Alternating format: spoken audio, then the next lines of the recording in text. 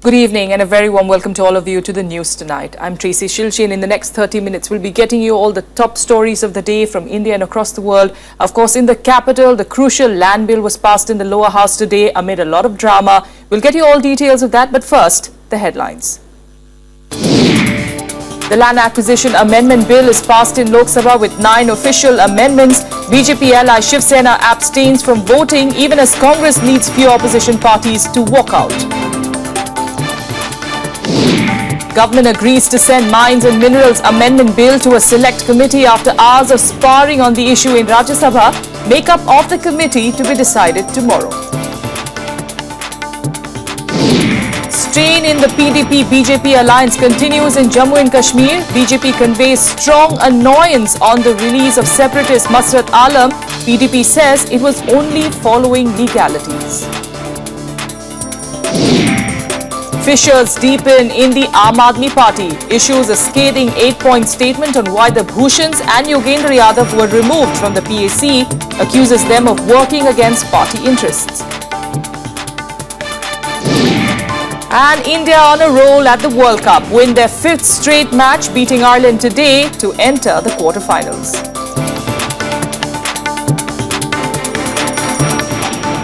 The top story, the much debated Land Acquisition Amendment Bill has been passed by the Lok Sabha. The government brought in 9 amendments, all of which were approved by the House. Even as the BJP convinced most of its allies to vote in favour of the bill, Shiv Sena abstained from voting while the Congress staged a walkout. Trinamool Congress, Samajwadi Party, the RJD and the BJD also walked out of the House as the bill was passed by voice vote. Another NDA ally, the Swabhimani Paksh, moved an amendment that was negated. In an attempt to placate the opposition and even some of its allies who were unhappy, the government brought 9 official amendments and added 2 clauses to the controversial legislation. 52 amendments were moved by the opposition, which were negated or were not passed for by the members. The bill, however, is now set for the real test in the Rajya Sabha, where the NDA is in a minority. The opposition stands united against the bill and is sending it to a parliamentary committee.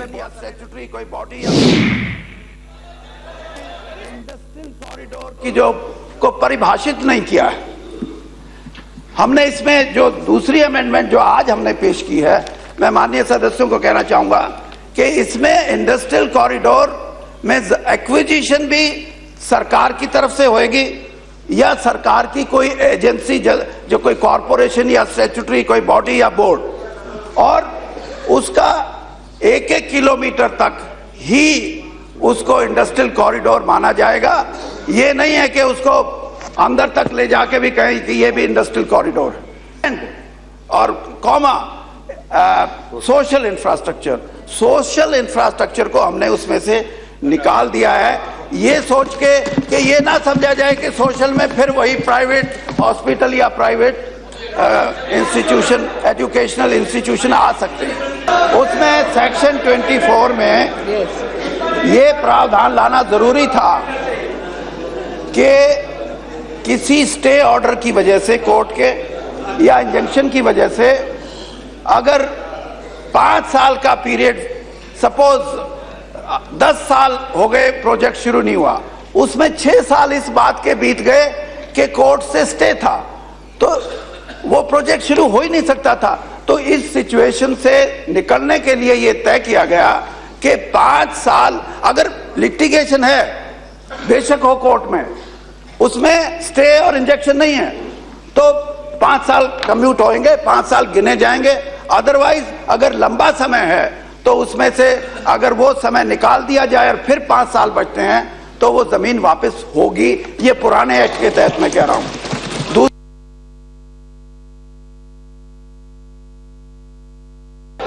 ये सरकार जब चुनाव में, सरकार के नेता जब चुनाव लड़ रहे थे तब उन्होंने वादा किया था लागत मूल्य से 50% का मुआवजा लेकर हम समर्थन मूल्य देंगे, वो तो दिया नहीं।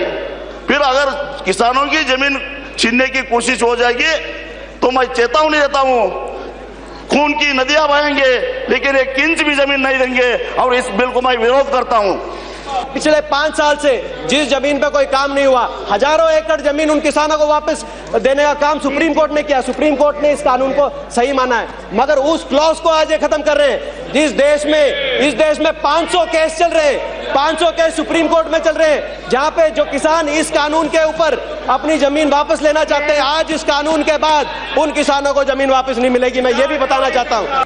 सरकार कहती है मेक इन इंडिया प्रोजेक्ट के लिए, इंडस्ट्रियल कॉरिडोर के लिए लैंड एक्विजिशन बहुत जरूरी है, मगर क्या वो लैंड एक्विजिशन हमारे एनसीआर के अंदर आती है? क्या वो लैंड एक्विजिशन हमारे मेट्रोज के पास आती है? सिर्फ लैंड एक्विजिशन को यहीं रखा जाता है। I would like to know from the government what prompted you from deviating from the original stand which you have taken in the year 2013. Yes.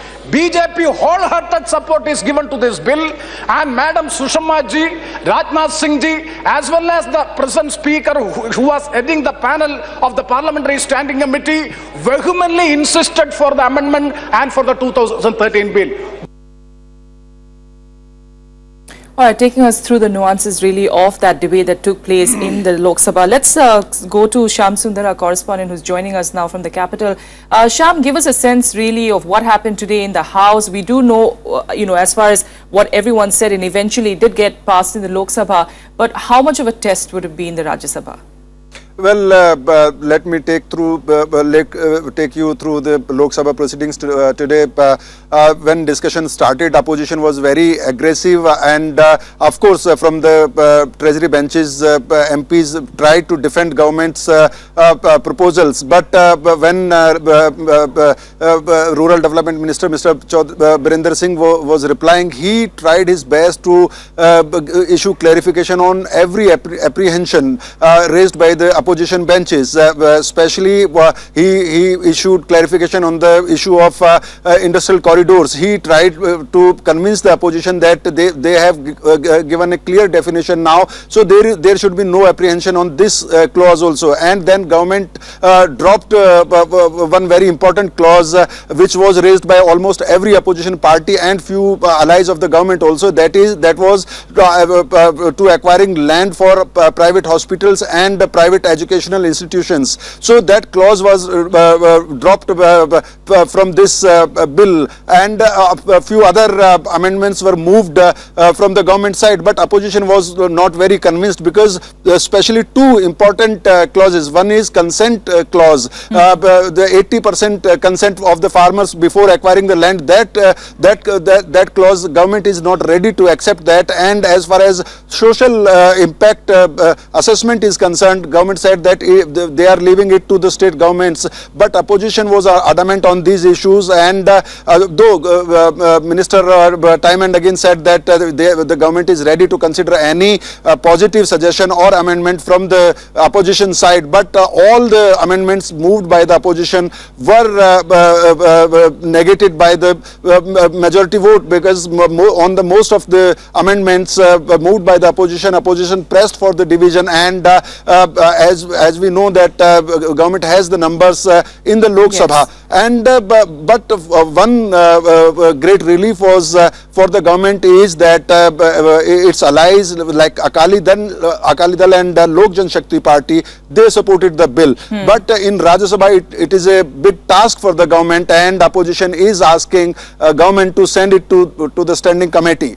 Yes, that's right. In fact, today the Congress, of course, walked out. But then the BJD, which the BJP has been trying to reach out to, the BJD as well walked out, staged a walkout. In a situation like that in the Rajya Sabha, if that happens, wouldn't that go in favor of the government? Well, as far as BJD's stand is concerned, it is very, very interesting, because there were reports that Prime Minister Narendra Modi has spoken to Orissa Chief Minister Mr. Naveen Patnaik, and today we have seen that Mr. Bhartari Mehtab, who is the leader of BJD in Lok Sabha, he didn't press for any of the amendments moved by him, and finally before voting on the bill, they walked out. So yes, there is some kind of relief, but even minus BJD, it will be very, very difficult for the government, because the first challenge will be, of course, opposition will move a statutory resolution on the issue, and government has to face the very united opposition in Rajya Sabha. So yes, there are indications that BJD may abstain during the voting, but there are very little chances that BJD go and support the government on this bill. All right. We'll leave it there for now. Shamsundar, thanks so much for joining us with those details. The real test, as you're saying, of course, is going to be in the Rajya Sabha. Meanwhile, heading on to more business that took place in the House, in the Rajya Sabha, the government has agreed to send the Mines and Minerals Development and Regulation Amendment Bill to a select committee after hours of sparring with the opposition on the issue. The ruckus over the conflicting views between the Treasury and opposition benches lasted well over 5 hours today, with the House sitting till after 8 p.m. The government asked for a discussion on the bill, saying the welfare of people was paramount, while the opposition, that is in majority in the upper house, demanded that the bill be sent to a select committee for examination. This continued for more than an hour, during which the House was adjourned thrice. The government has agreed to referring the bill now to a select committee, though the nature of the committee and its members is to be decided tomorrow. Members from both the government as well as the opposition quoted rules to buttress their arguments. Joint / a select committee is appointed on a motion moved and adopted after introduction of a bill in the House. At this stage, a member in charge may move that the bill be referred to a select committee. Any member other than the member in charge may also move an amendment for reference of the bill to a select committee. On adoption of the amendment or the motion, as the case may be, the bill stands referred to a select committee which is composed of members whose names are mentioned in the motion moved in this regard. But if the amendments of members are different in content, they have been treated separately. But what it says, to the motion for consideration of the Press Council Bill 1956, 3 amendments for reference of the bill to a select committee were received. The BJP today reiterated strong annoyance at the release of separatist Masrat Alam to its Jammu and Kashmir alliance partner, even as the PDP insisted it was only following legalities. News of the decision to release Alam being taken before the government was formed gives a fresh opportunity for the Congress to attack the government. Here's more on that. The issue has emerged as a huge thorn in the BJP-PDP alliance in Jammu and Kashmir, barely a week into the new government there. As voices were raised in Parliament questioning the future of the tie-up, state BJP MLAs reportedly handed over a memorandum to Mufti Muhammad Saeed, conveying the annoyance at not being consulted. State BJP leaders also briefed party president Amit Shah on developments. The stand of the Bharatiya Janata Party is very clear. Our MLAs in the state and leadership there has spoken on it. The Honorable Prime Minister has spoken before the House. So has the Home Minister of the country. I don't think there's any need for anything else to be said. This even as it emerged that the decision to release Masrat Alam was taken well before the new government took office, during governor's rule in conformity with legalities. Alam was released as he had secured bail in all cases where he was an accused and no fresh charges had been levied. The finding gave the Congress fresh ammunition to tighten screws, questioning the centre's ignorance on the release. Jammu and Kashmir Chief Minister is hell-bent upon releasing terrorist after terrorist, hardcore terrorists who have been convicted of the most heinous crimes against the Indian state, and the Prime Minister and the Home Minister feign complete ignorance. Whom do these releases benefit? Do these releases benefit the cause of safety and security in Jammu and Kashmir? Do they benefit the government of India? Do they benefit India as a nation? Or do they benefit Pakistan? The PDP on its part remains adamant, at least partly. The party's leaders say it will abide by court directives on the release of political prisoners, even as Chief Minister Mufti Muhammad Saeed eases up on the earlier push to release more separatist leaders from jail. The reconciliation, what we are doing is the political reconciliation. Let that happen. You will come to know about it. There's no need to jump so fast. The opposition, including some NDA alliance partners at the centre like the Shiv Sena, have raised strong question marks on the present alliance in Jammu and Kashmir, given the strong ideological rift visible from the moment Mufti Muhammad Saeed took oath. The challenge of resolving piercing, teething troubles remains a huge one. Bureau Report, Rajya Sabha Television. Well, the Alam release issue flew into fresh controversy today with opposition parties in Rajya Sabha confronting the government on news reports that the process of his release started when Jammu and Kashmir was still under governor's rule. The opposition also tried to corner the government over reports that the Jammu and Kashmir government was planning to release 800 more separatists.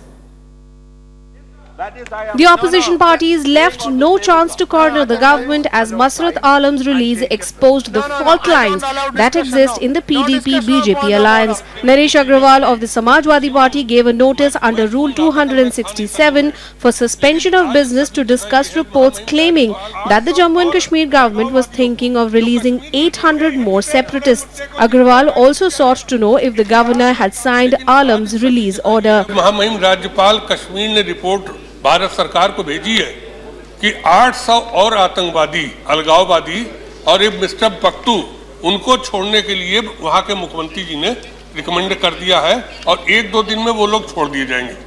Naresh Agrawal's stand was supported by Congress's Rajiv Shukla, who demanded an immediate explanation from the government.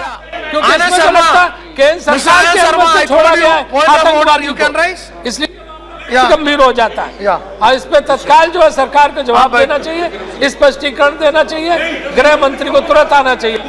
Meanwhile, AIADMK MPs claimed that 10,000 separatists were up for release and that this posed a threat to national security. No, minister is reacting to you. Listen. Leader of the House Arun Jaitley instantly snubbed AIADMK's claims and rejected all media reports. He said the government was willing to respond to specific cases brought to its notice. So yesterday, with regard to one separatist, an issue was raised in this House, the circumstances under which he was released by the state government. The Home Minister made it absolutely clear that he had certain reservations about the report which he had received and the government had sought further clarifications.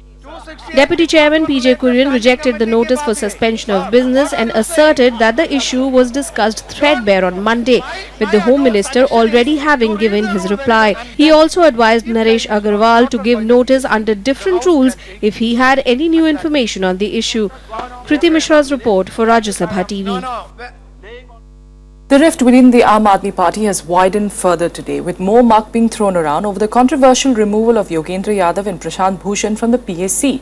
The party today released a point-wise charge sheet accusing Shanti Bhushan as well of trying to discredit the party. However, the two leaders have hit back at the charges against them.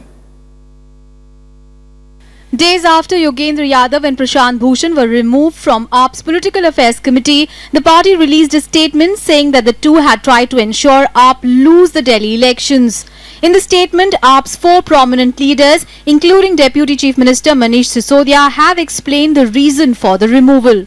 सिद्धांतों और विचारधारा की बात होनी चाहिए और उसी के आधार पर आम आदमी पार्टी बनी है और आगे भी करती रहेगी, लेकिन विचारधारा की आड़ में अगर पूरी पार्टी को कोई हराने के लिए काम करे, उसको बर्बाद करने की नियत से काम करे, ये किसी संगठन विचारधारा के मापदंड और मर्यादा में नहीं आता है.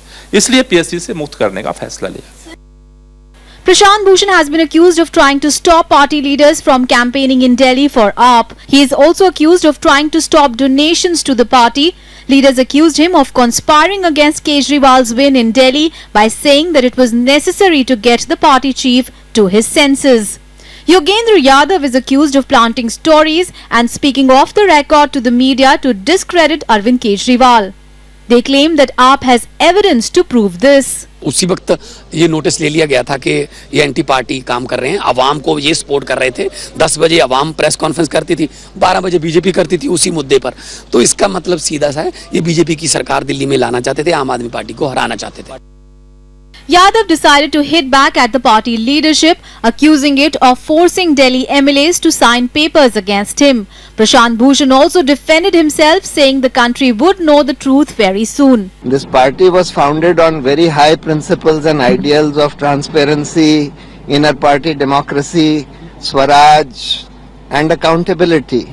And I will continue to fight for that. We had not come to make another political party which is just a machine to win elections by any means. जबकि खुला सच का संवाद शुरू हो गया है, तो कम से कम ये जो खबरें आ रही हैं कि तमाम साथियों पे दबाव डाला जा रहा है कि वो हमारे खिलाफ बयान दें, दिल्ली के एमएलए लोगों से जोर जबरदस्ती से हमारे खिलाफ दस्तखत करवाए जा रहे हैं, ये सब बंद करें। The latest developments have not only given fodder to the opposition, it has also exposed deep fissures within the party. The removal of Bhushan and Yadav is likely to be discussed in AAP's meeting later this month. With inputs from Anu Diwan, Bureau Report, Rajya Sabha TV. Prime Minister Narendra Modi is on a 5-day visit to 3 island nations, Seychelles, Mauritius and Sri Lanka, on an outreach that will see the unveiling of development projects while boosting economic ties. In Seychelles, which is the first stopover for the visit, Modi will hold bilateral discussions with President James Alexis Michael to strengthen maritime ties and enhance bilateral development cooperation. Modi is the second Indian Prime Minister to visit Seychelles after Indira Gandhi in 1981. India's bilateral cooperation with Seychelles is mainly in the fields of health, education, defence and maritime security. India recently gave a patrol ship to Seychelles for the country's Coast Guard to better patrol its extensive exclusive economic zone. The two countries are likely to ink an agreement to strengthen the energy sector of Seychelles. Up next, international news, and Ukraine's President Petro Poroshenko confirms that rebel weapons have been moved.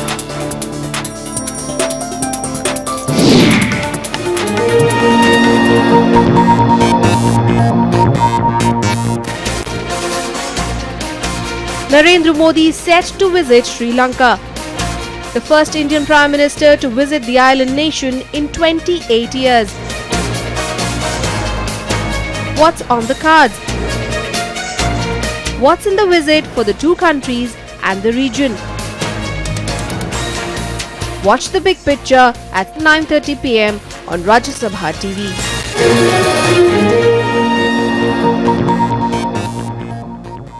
Welcome back. Let's get you some international news now.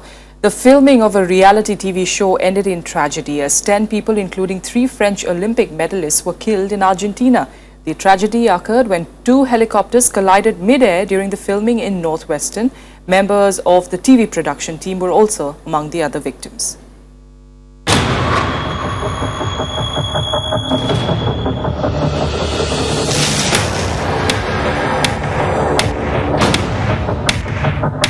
The burning wreckage of 2 helicopters that collided mid-air in the mountainous region of northwest Argentina.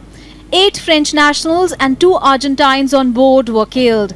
3 French Olympic heroes were among those killed. Yachtswoman Florence Artaud, Olympic swimmer Camille Muffat and Olympic boxer Alexis Vastine all died. Forcément, aujourd'hui, une pensée pour ces 3 champions qui, hélas, ont fait un moment briller leur pays et aujourd'hui sont morts. Sont morts parce qu'ils voulaient, là encore. The helicopters were reported to be heading towards a gorge near the town of Villa Castelli, about 1200 kilometers from Buenos Aires. Reality TV show Dropped was to be filmed here. The show flies celebrities into rough terrain by helicopter and films their attempts to find food and shelter in natural habitats.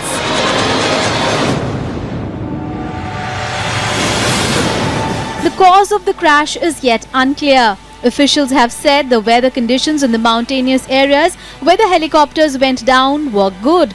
Meanwhile, French broadcaster TF1 has said that the show will be postponed and the rest of the crew was returning home. This is not the first time that a reality TV show produced for the channel has been hit by tragedy. 2 years ago, a contestant died during the production of an adventure show filmed in Cambodia. Bureau Report, Rajya Sabha TV. Russia today said that the European Union is unnecessarily raking up a controversy over the Ukraine crisis. Russian Foreign Minister Sergei Lavrov criticized the EU bureaucracy for misusing the crisis to complicate relations between the governing body and Russia. Lavrov's comment came as US President Barack Obama met the European Council President Donald Tusk at the White House on Monday. Meanwhile, on the ground, Ukrainian President Petro Poroshenko has said that both rebels and government troops have withdrawn substantial amount of weapons from the front lines. The ceasefire appears to be holding for now, despite clashes. With that, let's get you more news from across the world in Global Buzz. A suicide car bomber targeted a police compound in Egypt's Sinai region. The bomb blast killed a civilian and wounded 25 policemen. The bomber drove a water tanker filled with explosives into the rear gate of the base. As the vehicle approached, police fired on the tanker, detonating the explosives inside. On Monday too, a roadside bomb exploded near a security checkpoint in southern Arish region that killed one army officer and wounded 3 others. Ivory Coast's former First Lady Simone Bagbo has been sentenced to 20 years in jail. She was sentenced to jail for her role in a 2011 post-election crisis in which around 3,000 people were killed. 65-year-old Bagbo has been charged with undermining state security. Her husband, former President Laurent Gbagbo, is awaiting trial at the International Criminal Court. French police have arrested 4 people in connection with the attack at a Parisian kosher supermarket on the 9th of January this year. A French policewoman is among those arrested.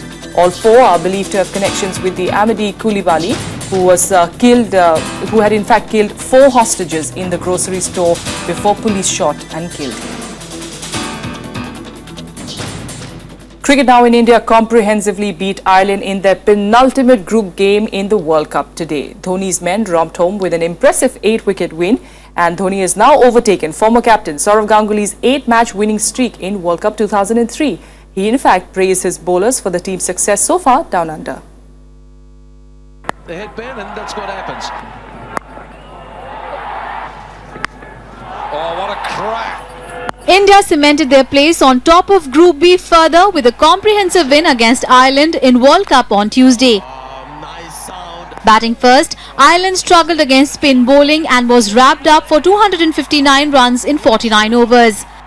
William Porterfield and Niall O'Brien scored half-centuries to help Ireland to its highest total against India.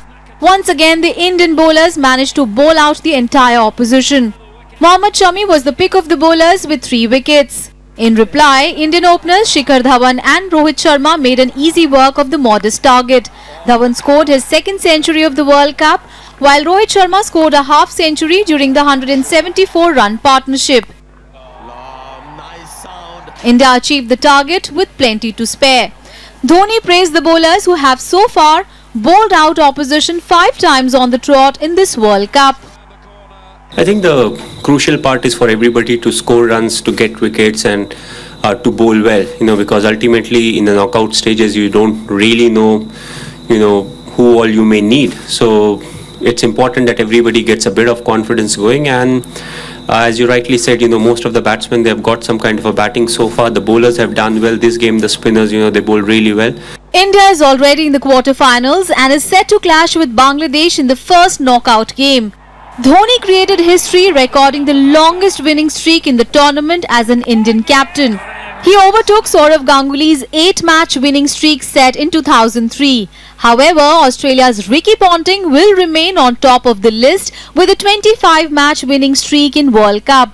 With 12 overall wins in World Cup, Dhoni has become India's most successful captain in the tournament that matters the most. Bureau Report, Rajya Sabha TV. And that's it on the news tonight from the entire team. Good night.